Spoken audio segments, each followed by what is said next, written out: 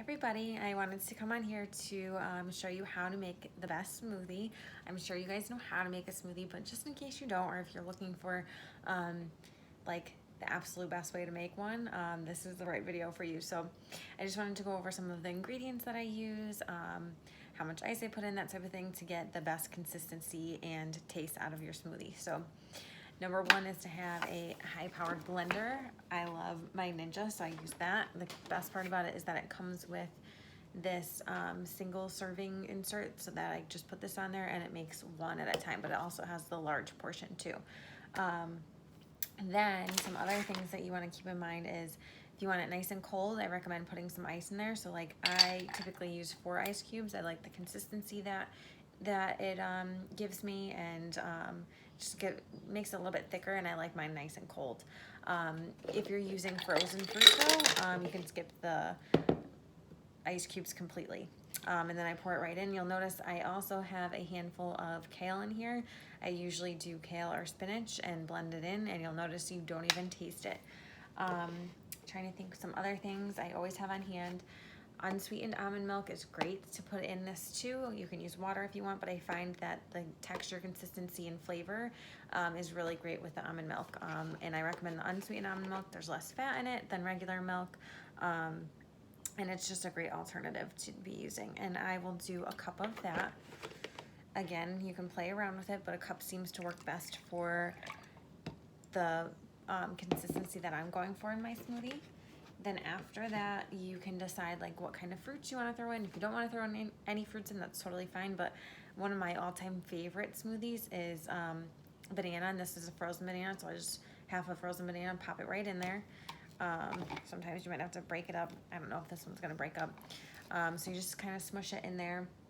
And some other ones that I like are, I like to throw cherries in, strawberries, that type of thing, just to help me get my fruits and my veggies in. That's why I do the spinach and the kale too. Then the other thing that I always like to, with this one, put in is a scoop of almond butter. I love almond butter. As you can tell, I'm obsessed with almonds. But again, it gives it a great smooth texture, great consistency, and it just tastes just like a milkshake. So I'll do a spoonful of that. And the other thing that I'll put in here is protein powder. And the reason I like to put protein powder in here is because it gives me that protein I need. It gives me that sustainable energy throughout the day. Mine is vegan, so it doesn't give me any stomach issues, which a lot of other protein powders that have the whey can cause a lot of like inflammation, digestive issues. So this would be my recommendation for a protein powder, but find a vegan protein powder that works for you. I've gone through a lot of them, and the reason I love this one particularly the best is because it has 20 grams of protein. It has 6 grams of fiber, which fiber is great. It helps you go to the bathroom. It's low glycemic index, so it keeps your blood sugar balanced. You're not going to get that spike and drop that other ones do. I love the flavor of it. A lot of them I've noticed have been like really chalky, and the texture's not the best. I don't have that issue with this at all. Other protein powders, as I've shared, can give me bloat, gas, that type of thing. This one does not do that for me. It's very gentle on your stomach. So that's why I love this one. So what I will do today, because I want to be fancy, I'm actually going to do a scoop of the chocolate. And what I recommend when you're starting off with protein powder, it does say that the serving size is 2, but if you're not used to using protein powder, your body needs some time to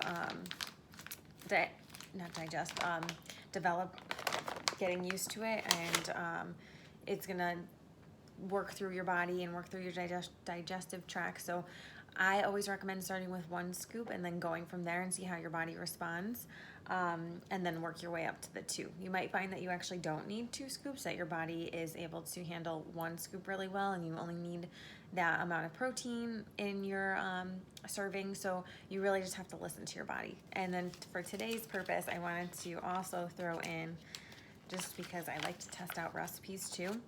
But again, this is my favorite one because the consistency is just amazing and it's so tasty. I'm gonna do some vanilla as well in there.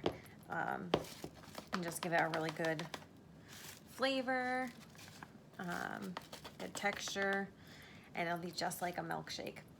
And that is all you need to make a smoothie. Some good quality protein powder. If you like the almond butter, throw that in, play with it, see what ingredients you like best. I do recommend a good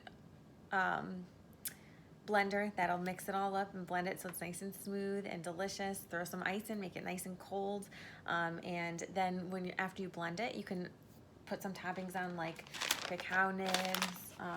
You can add chia seeds for extra energy, and they're great for other things too. And if you want to do unsweetened coconut, like, get creative with it. Get creative in the kitchen and have fun with this healthy way to nourish your body. So yeah, that's how to make the best smoothie. If you have any questions, reach out to me and I'd be happy to share more of my go-to recipes, my favorite ones. And if you're wanting to hear more about the protein powder, let me know as well. I'm not gonna blend it right now because my son is actually sleeping, so I will blend it a little bit later. But now you know how to make the best smoothie. Hope you guys enjoy.